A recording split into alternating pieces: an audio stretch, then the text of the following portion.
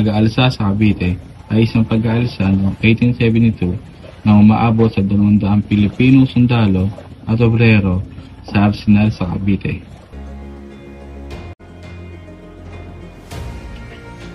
Mga kasama, ang pagpataw ng buwis ay hindi na tama. Kahit hindi naman tayo sakop nito. Oo nga, tama.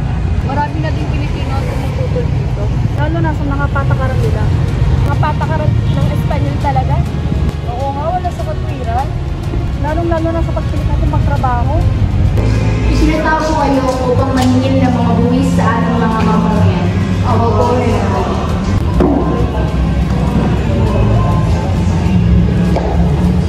Hoy, Injo! Anong ginagawa mo? Magtrabaho ka! Wala kang karapatan na palistahin sapagkat hindi mo sa atin. Wala kang karapatan magreklamo na sa pamahalaan ka ng Espanya. Dito ka!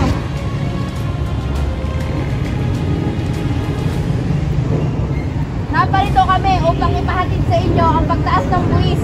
Magtrabaho!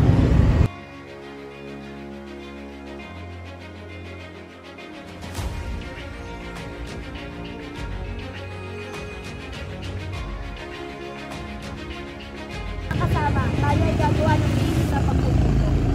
Padalahan nyo ng liham si Padre Samuel.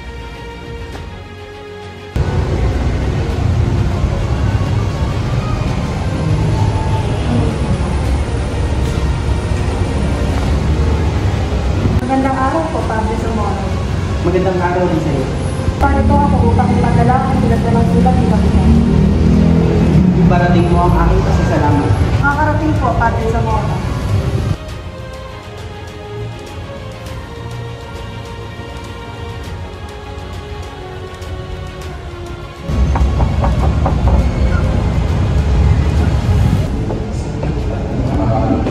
Magandang araw, Padre Zamora.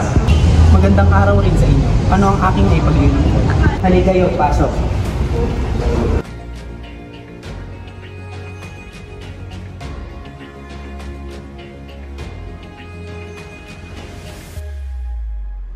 Narito kami upang i-diagnose sa iyo.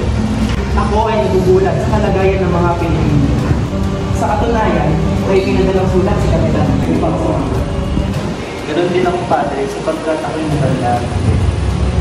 Naiintindihan ko kayo.